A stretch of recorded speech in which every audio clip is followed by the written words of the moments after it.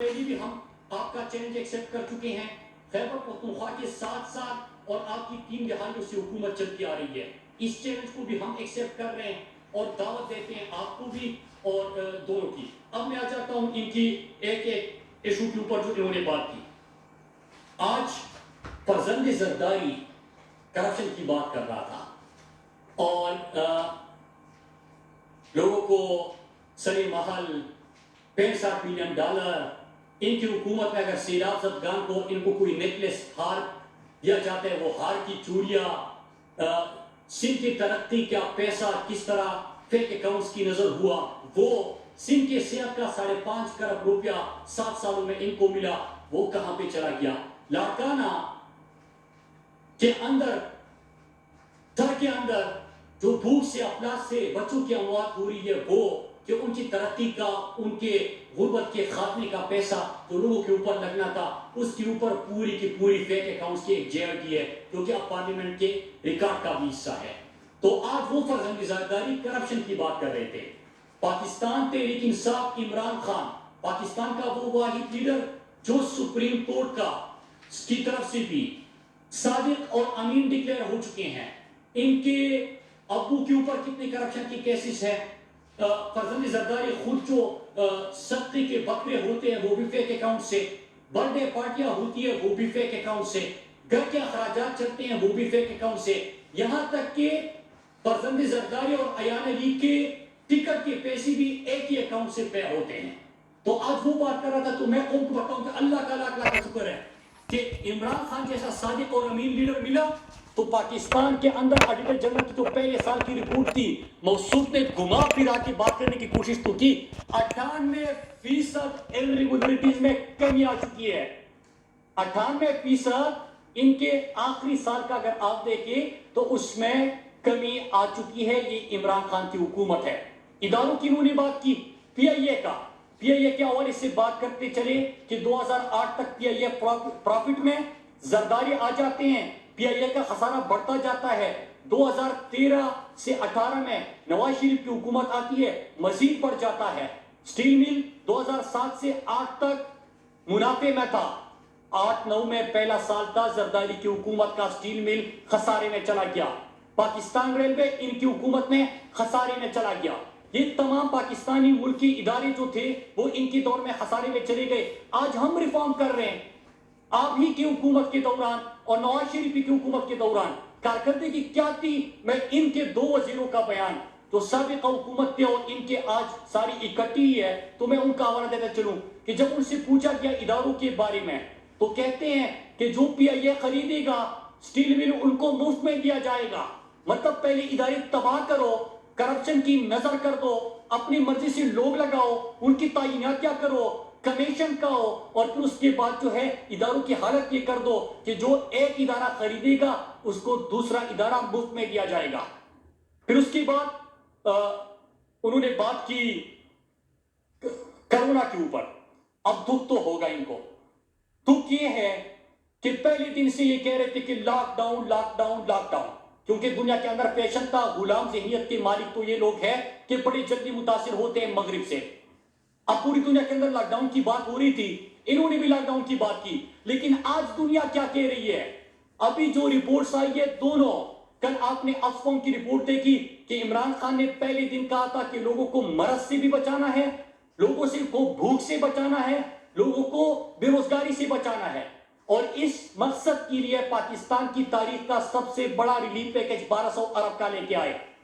یہ سندھ حکومت کے اور یہی فرزند زرداری تھا جنہوں نے کہا کہ کوئی بھوک سے نہیں مرتا, لیکن آج آکسفام کی رپورٹ آتی یہ کہتی ہے کہ بھوک سے زیادہ لوگ مریں گے بنسبت کرونا سے جو اموات ہوگی. عمران خان نے کہا کہ سمارٹ لاک ڈاؤن کا کنسپٹ لے کے آئے. سمارٹ لاک ڈاؤن کے کنسپٹ کے اوپر انہوں نے شور مچایا. آج دنیا کہہ رہی ہے کہ ہمیں سمارٹ ڈاؤن ہی واحد حل ہے کہ لوگوں کا روزگار بھی چلتا رہے, اکانومی بھی چلتی رہے, لوگوں کو مرض سے بھی آپ محفوظ رکھے. تو یہ ماڈل بھی سکسیسفل رہا, دنیا نے اس کو اپریشیٹ کیا. تو ان کو دکھ یہ ہے کہ یہ تو سمجھ رہی تھی کہ پاکستان کی اکانومی مکمل بیٹھ جائے گی, یا اللہ نہ کرے پاکستان میں اموات اتنی ہو جائے گی. لیکن اللہ کا شکر ہے کہ پاکستان اس وقت ایشیا کے اندر سب سے زیادہ جو کرونا کے اوپر قابو پا رہے ہیں یا جو کیسز کا پھیلاؤ تھا اس کو روکنے میں کوئی ملک کامیاب ہوا تو وہ پاکستان ہے. عمران خان کی وہ اسٹریٹجی کہ ہم نے یہاں پہ سمارٹ لاک ڈاؤن کرنا ہے، اس کا کیا کہ آج انڈیا کے اندر غربت کی وجہ سے، بھوک کی وجہ سے لوگوں کی اموات کے اوپر رپورٹس مرتب ہو رہی ہے. 12 کروڑ لوگ بے روزگار ہو گئے. لیکن اللہ کا لاکھ لاکھ شکر ہے کہ جب یہ ہم نے بھی لاک ڈاؤن اگر کیا تو اس کے ساتھ ساتھ ہم نے احساس پروگرام 144 ارب کا دیا، جس میں 1.6 ملین لوگوں کو ہم نے 12,000 فی خاندان دیا. 33 لاکھ سے زیادہ خاندان سندھ کے اندر ہم نے لوگوں کو اس وقت امداد پہنچائی. آپ نے بھی وعدہ کیا تھا فرزند زرداری.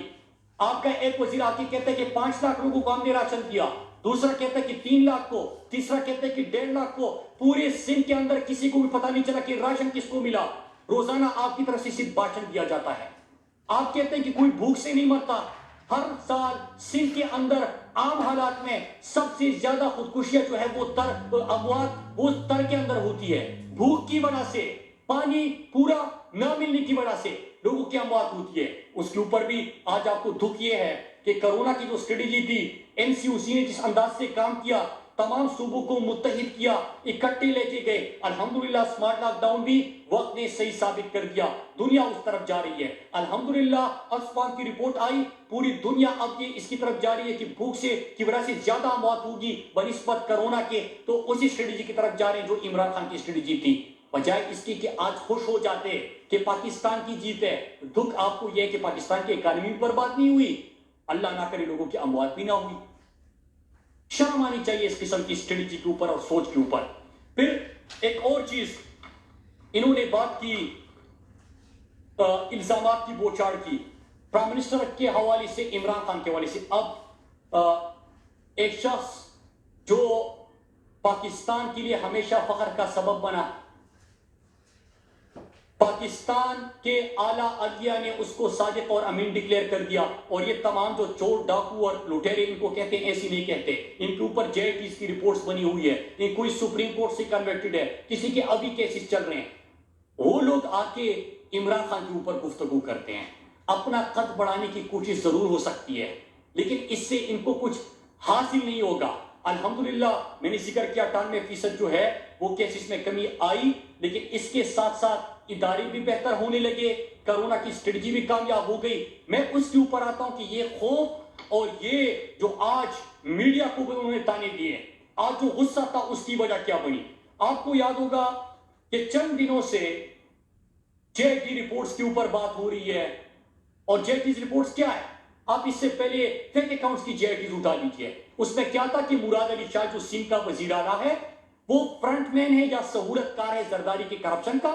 زرداری میں بلا فرزندی زرداری مطلب ابو کی بات کر رہا ہوں کہ ان کے لیے سہولت کاری کا کام کر رہا ہے. ان کے شوگر ملوں کو سبسڈی دی جا رہی ہے. سندھ کی ترقی کا پیسہ جو سارا ہے وہ ان کے فیک اکاؤنٹس میں جا رہا ہے. اور وہ کیا ہو رہا ہے کہ فالودے والا، سموسے والا، پکوڑے والا، ان کے اکاؤنٹ سے اربوں روپے برآمد ہو رہی ہے. یہ سندھ کی ترقی کا پیسہ ہے.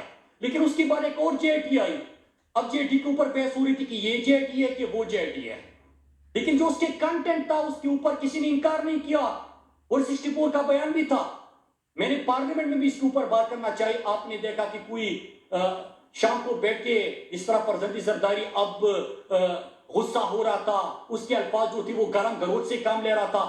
بوکلا گئے ہیں. ان کی پارٹی شام کو رات کو ٹی وی پہ بیٹھ کے وہ سوشل میڈیا کے بیٹھ کے جو ٹرینڈز چلاتی ہے، گالیاں دیتی ہے، وہ بوکلا گئے ہیں. اور پارلیمنٹ کے اندر کبھی مائک مار رہے ہیں اور پتہ نہیں بائیکاٹ کر رہے ہیں اور واک آؤٹ کر رہے ہیں.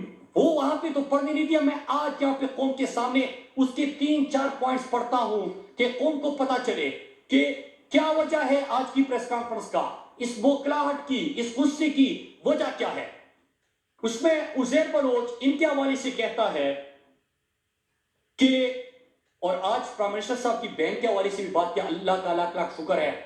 آپ لوگوں کے ہاں کیا ہوتا ہے کہ سارا پورا ٹبر جو ہے وہ کرپشن سے پہچانا جاتا ہے.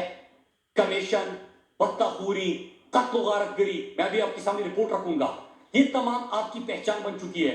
3-4 چیزیں میں آپ اٹھانا چاہتا ہوں کہ عزیر بلوچ نے جو بیان دیا تھا، میں اس کے چیرا نکات آج قوم کے سامنے رکھنا چاہتا ہوں، کیونکہ پارلیمنٹ میں تو انہوں نے بات کرنی نہیں تھی اس کے اوپر. 2008 سے 13 تک عزیر بلوچ کہتا ہے کہ میں نے مختلف ذرائع سے اسلحہ خریدا. لالا توکل، سلیم، نصیب، جبار پٹا اور پشتین سے اسلحہ لے کے آتے تھے، جس سے قتل، اغوا برائے تاوان، پولیس مقابلے، پولیس تھانوں پر حملے، سیاسی جلسوں اور ہڑتالوں کی کامیابی کے لیے طاقت کا استعمال کیا جاتا تھا. آپ کے سیاسی جلسوں کی بات ہو رہی ہے.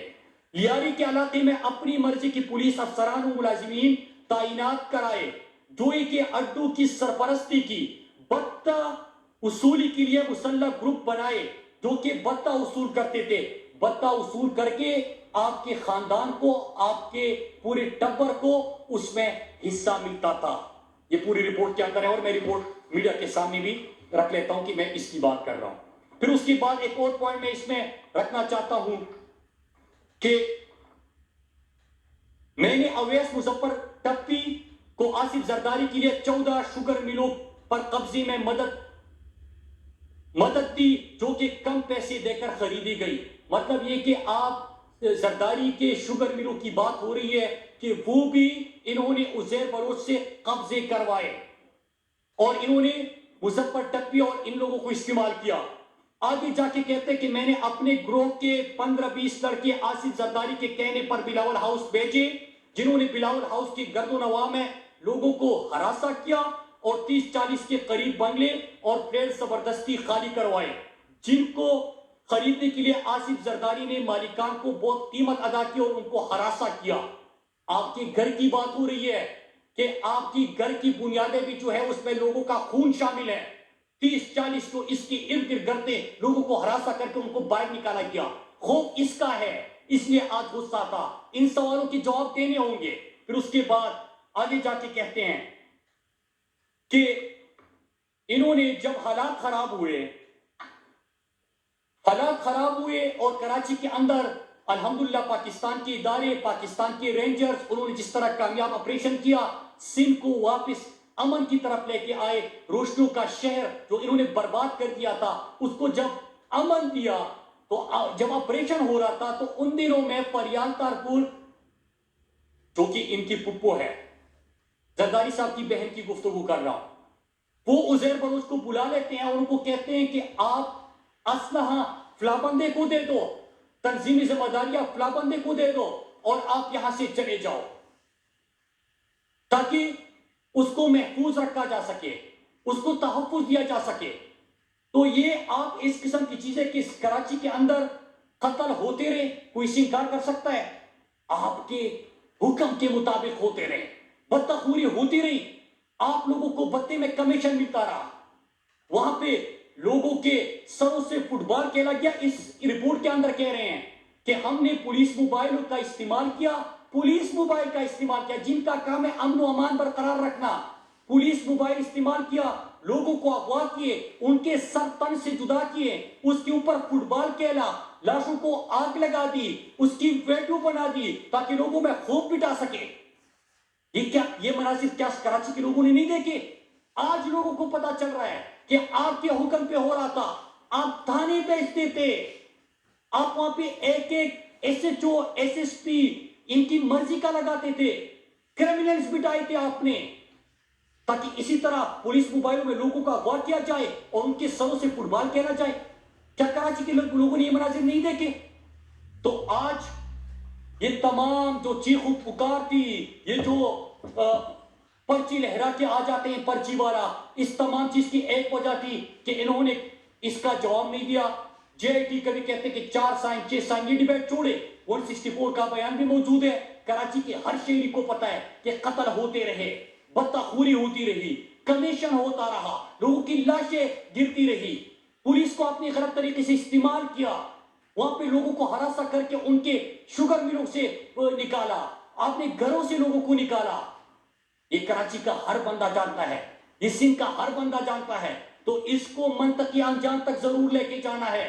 آپ اس طرح چپ نہیں سکتے کہ آپ نے کرونا میں بھی لیکچر دیا تھا، جو این سی او سی کی رپورٹ کہہ رہی ہے کہ سب سے زیادہ کرونا پہ قابو پاکستان نے تو پا لیا ہے. پورے ایشیا کے اندر پاکستان کی تاریخوں کی بات تو ہو رہی ہے، دنیا سمارٹ لاک ڈاؤن کی طرف تو جا رہی ہے، لیکن کراچی جو ہے، سندھ جو ہے، وہ قابو کرنے میں ناکام ہے. کیوں ناکام ہے؟ اس لیے ناکام ہے کہ آپ جیسے وہاں پہ سارے صرف بھاشن دیتے رہتے ہیں اور وہاں پہ کام کی طرف کوئی توجہ نہیں.